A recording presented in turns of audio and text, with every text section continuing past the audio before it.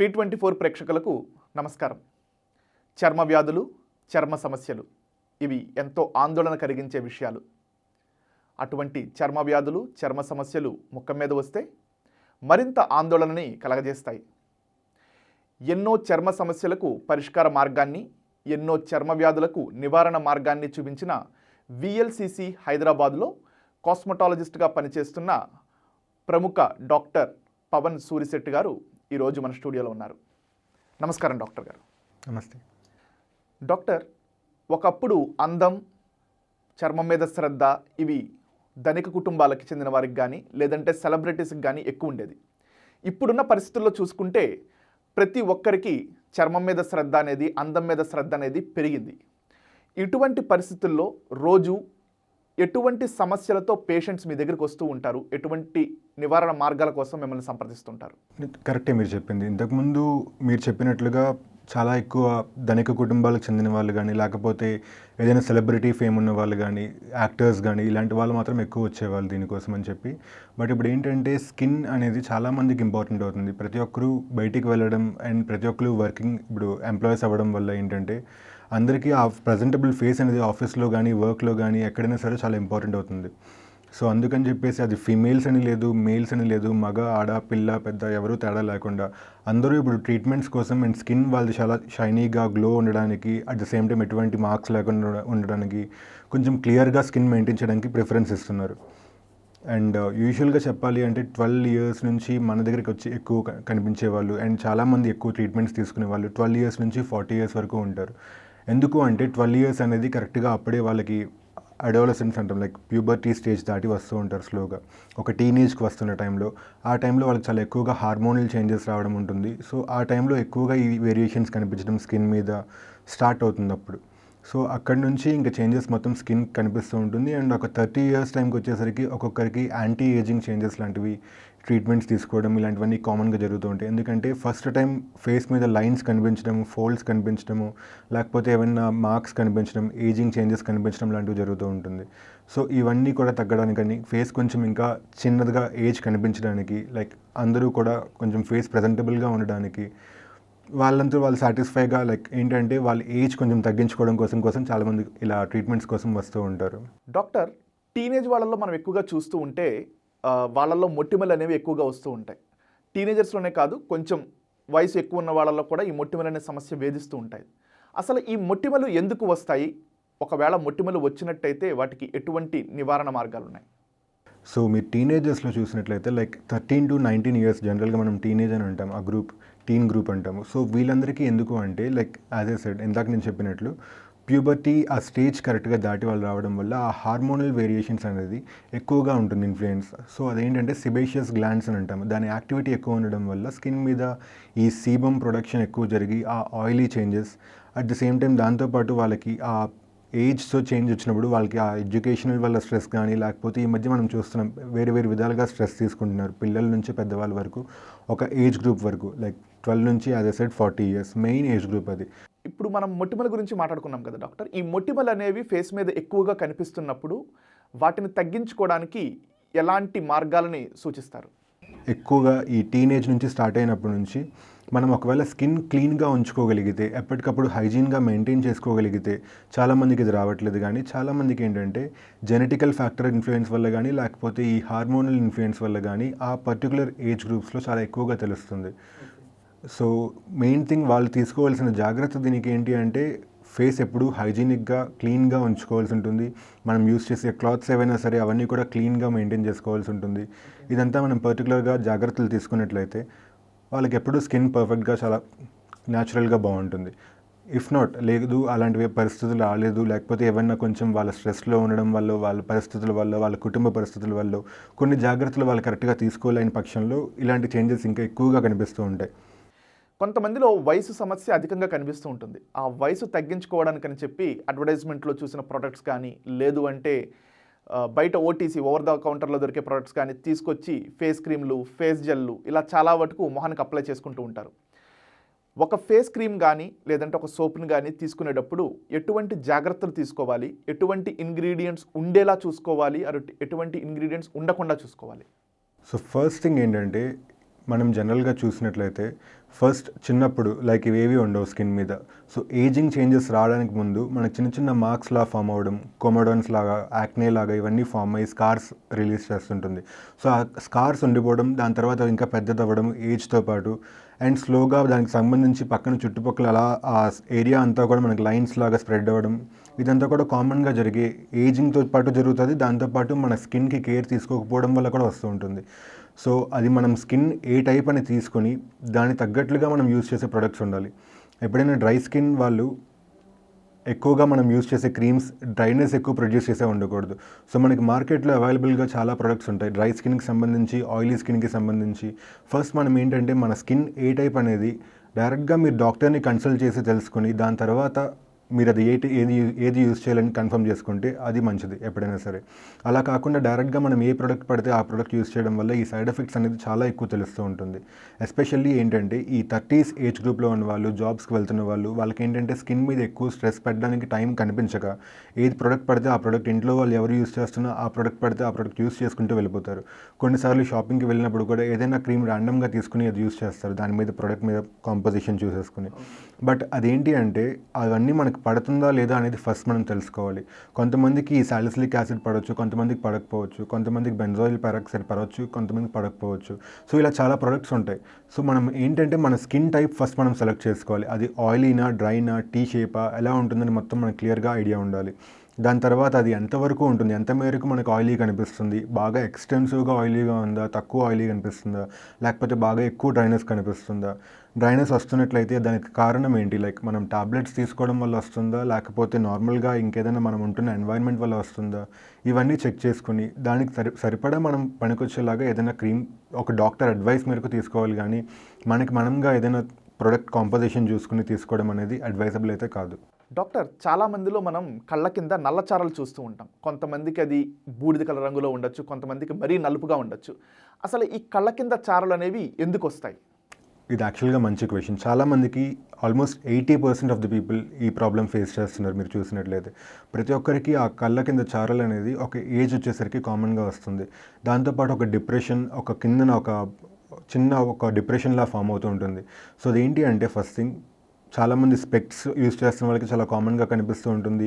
లేకపోతే computers, systems use చేస్తున్న వాళ్ళు, లేకపోతే నైట్ టైం కూర్చొని ఎక్కువగా టీవీ చూడడం, లేకపోతే మొబైల్ చూడడం, ఇలాంటి అలవాట్లు ఎక్కువ ఉన్న వాళ్ళు, నిద్ర లేకపోవడం, ఇదంతా కామన్గా వీళ్ళల్లో చాలా ఎక్కువగా కనిపిస్తూ ఉంటుంది. సో అదేంటంటే మెయిన్ ఫ్యాక్టర్ స్ట్రెస్ లెవెల్స్ ఎక్కువైనప్పుడు మన బాడీ యొక్క హైడ్రేషన్ తగ్గిపోతూ ఉంటుంది. సో ఆ హైడ్రేషన్ లెవెల్స్ తగ్గిపోతూ ఉండడం వల్ల లోపల ఉన్న ఆ లిక్విడ్ కంటెంట్, లైక్ మనం అబ్జార్బ్ చేసుకుంటున్న వాటర్ ఉంటుంది కదా, అది తగ్గిపోతూ ఉండడం వల్ల ఆ కిందన అలా ఫ్యాట్ అంతా డిప్రెస్ అయ్యి కొంచెం అలాగా ఆ డిప్రెషన్లా ఫామ్ అవుతూ ఉంటుంది. బట్ దానికి ఫస్ట్ థింగ్ మనం ఎక్కువగా వాటర్ తీసుకుంటూ ఉండాలి. అట్ ద సేమ్ టైం మనం తీసుకుంటున్న డైట్లో ఎక్కువగా యాంటీ ఆక్సిడెంట్ ఉండాలి, అండ్ కొంచెం మంచి ఫ్యాట్ అండ్ స్కిన్ ఫ్లెక్సిబిలిటీకి మెయింటైన్ చేసే ఫుడ్స్ లాంటివి తీసుకుంటూ ఉండాలి. సో దానివల్ల ఏంటంటే స్కిన్ కొంచెం ఫ్లెక్సిబిలిటీ మెయింటైన్ అయ్యి ఆ ఫ్యాట్ కొంచెం గట్టిగా థిక్నెస్ మెయింటైన్ చేయడం వల్ల స్కిన్ థిక్నెస్ కరెక్ట్గా పెరిగి సాఫ్ట్గా ఆ డిప్రెషన్ రాకుండా చూసుకుంటుంది. ఒకవేళ మనం ఆ డైట్ కరెక్ట్గా మెయింటైన్ చేయలేకపోతే మనకి డిప్రెషన్ అనేది చాలా కామన్గా వస్తుంటుంది. కంటి కింద దాంతోపాటు ఆ చారలా ఫామ్ అవుతుంటుంది. యూజువల్గా మీరు చూసినట్లయితే ఆ చార కూడా మీకు ఎప్పుడైనా పిగ్మెంటేషన్లా ఫామ్ అవుతుంది. అది ఒకసారి కొంచెం మీరు ఎక్స్పాండ్ చేసి చూసారంటే కొంచెం మీకు బ్రైట్గా కనిపిస్తుంది. అది అంతా స్కిన్ ఒక ఫోల్డ్ అయిపోతూ ఉంటుంది. అది ఒక స్ట్రెస్ లెవెల్స్ వల్ల, ఒక ఏజ్ అవుతున్న కొద్దీ ఎక్కువగా కనిపిస్తుండడం వల్ల అలా అవుతూ ఉంటుంది. సో జనరల్గా ఒక డైట్ మీరు కరెక్ట్గా ప్రాపర్గా మెయింటైన్ చేసి, ఒక స్లీప్ హ్యాబిట్ మీరు కరెక్ట్గా ప్రాపర్గా మెయింటైన్ చేసుకుంటే ఈ ప్రాబ్లమ్స్ ఎక్కువ ఫేస్ చేయకుండా ఉంటారు. అట్ ద సేమ్ టైం వీటికి కూడా ట్రీట్మెంట్స్ అనేది పర్టికులర్గా ఉంటుంది. ఎందుకంటే హెరిడిటరీగా వచ్చేవి కూడా ఉంటాయి కాబట్టి ఒక ఎక్స్టెంట్, ఒక ఏజ్ గ్రూప్ వరకు మనం మెయింటైన్ చేయగలుగుతాం. బట్ దాని తర్వాత దీన్ని మనం ట్రీట్మెంట్ తీసుకునే తప్ప నార్మల్గా మనం తీసుకుంటున్న డైట్తో కానీ, లేకపోతే వాటర్ లెవెల్స్ ఇంక్రీజ్ చేసుకోవడం వల్ల కానీ దీనికి కంప్లీట్గా రిజల్ట్స్ అనేది ఉండదు. సో అంతవరకు రాకుండా ఉండాలి అంటే మనం proper food and sleep habits maintain చేయాలి. లేదు ఒకవేళ ఆ ఏజ్ దాటింది, ఒక 30-40 ఇయర్స్ దాటేసాము అనుకున్నట్లయితే మాత్రం ఖచ్చితంగా ఒక డాక్టర్ని కన్సల్ట్ చేసి దానికి ట్రీట్మెంట్ తీసుకుంటే మీకు కంప్లీట్గా తగ్గడానికైతే దానికి చాలా వరకు ఛాన్స్ ఉంటుంది. డాక్టర్, ఇప్పుడు మనం మాట్లాడుకుంటున్నప్పుడు మీరు ఫుడ్ హ్యాబిట్స్ గురించి కానీ, నీరు తీసుకోవడం గురించి కానీ చెప్పారు.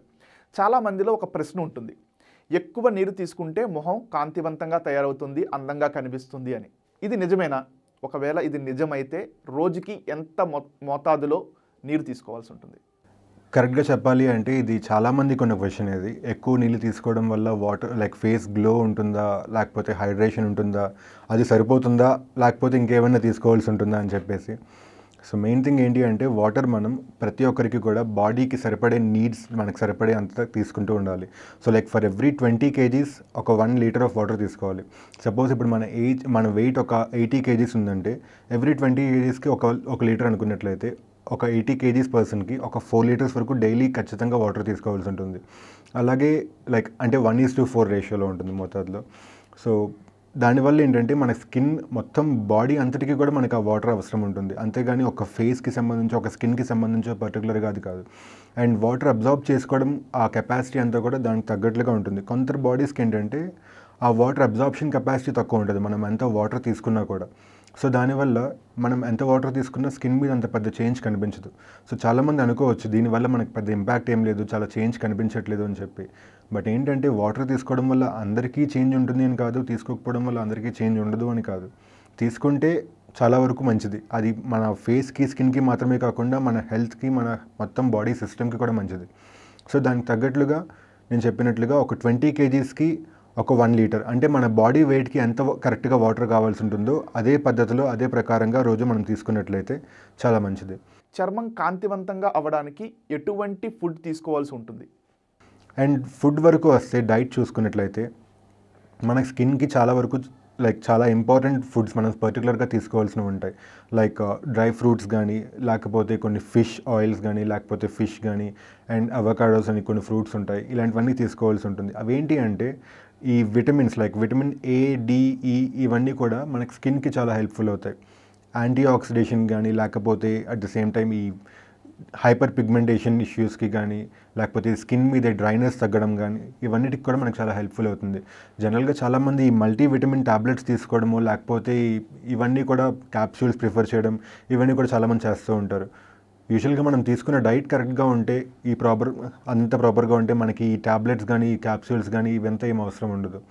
ఓన్లీ థింగ్ తీసుకుంటున్న డైట్‌లో యూజువల్‌గా చాలామంది మనకు కామన్‌గా అవైలబుల్‌గా అయితే ఒక డ్రై ఫ్రూట్స్ కానీ, లేకపోతే బెర్రీస్ కానీ, లేదంటే ఈ సిట్రస్ ఫ్రూట్స్ కొంతవరకు అండ్ క్యారెట్స్ ఇలాంటివన్నీ తీసుకుంటూ ఉండాలి.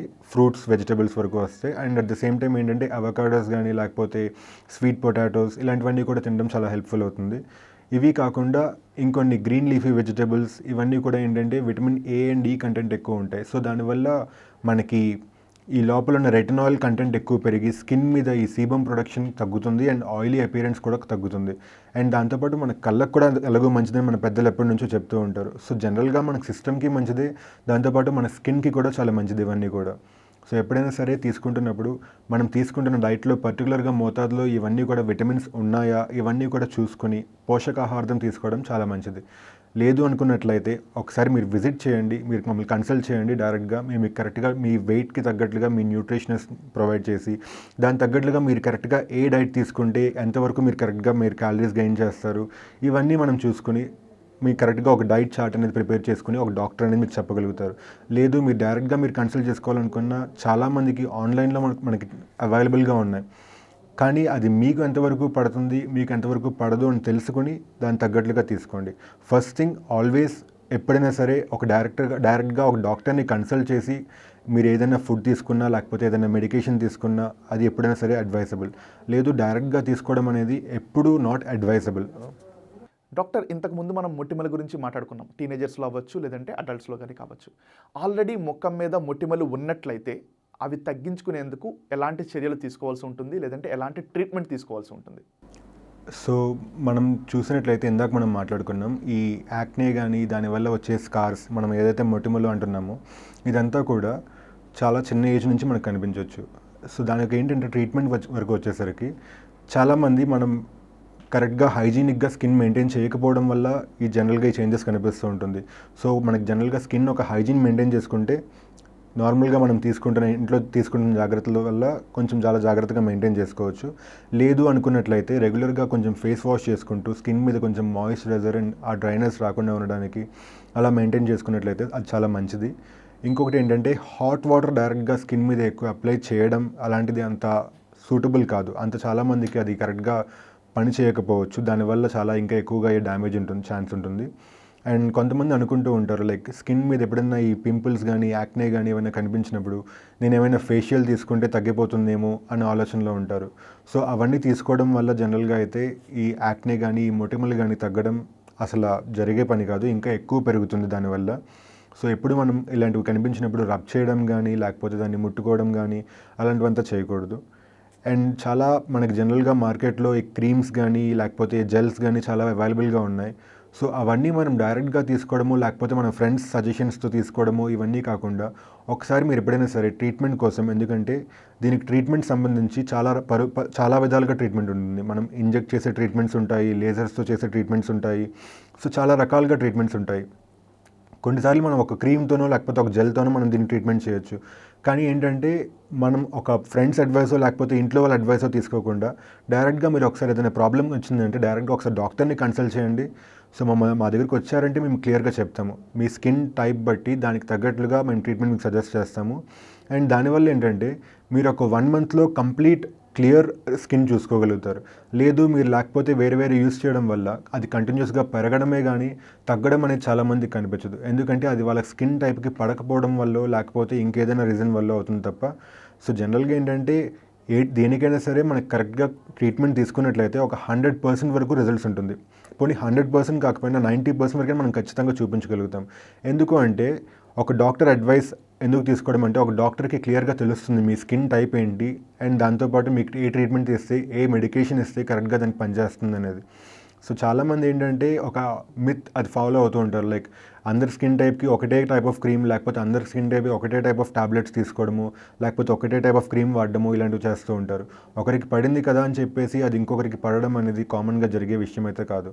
ఒక్కొక్కరి స్కిన్ టైప్ ఒకే ఇంట్లోనే వేరుగా ఉంటుంది. అలాంటిది మనం ఫ్రెండ్స్ నుంచో లేకపోతే ఇంక వేరెవరి నుంచో తెలుసుకోవడం వల్ల ఇది కరెక్ట్ కాదు.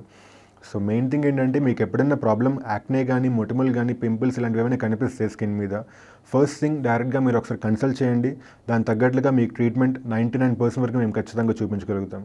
ఎంతోమంది చర్మ సమస్యలకి నివారణ మార్గాన్ని చూపించిన ఒక కాస్మెటాలజిస్ట్గా, ప్రముఖ డాక్టర్గా సామాన్య ప్రజలకి ముఖం అందంగా కాంతివంతంగా కనిపించేలా చేసుకోవడానికి మీరు ఇచ్చే సలహా ఏంటి? సో మెయిన్ థింగ్ ఏంటి అంటే ఎప్పుడైనా సరే మన స్కిన్ మన ఏ టైప్ అని మనం తెలుసుకోవాల్సి ఉంటుంది. సో చాలామందికి నేను చెప్పేది ఏంటంటే, ఇప్పుడు మీరు చూస్తున్న వాళ్ళందరికీ నేను చెప్పేది ఏంటి అంటే, స్కిన్ మనం జనరల్గా ఫేస్ మొత్తం అంతా కూడా హైజీనిక్గా మెయింటైన్ చేయాలి. ఎప్పటికప్పుడు రెగ్యులర్గా వాష్ చేసుకుంటూ ఉండాలి.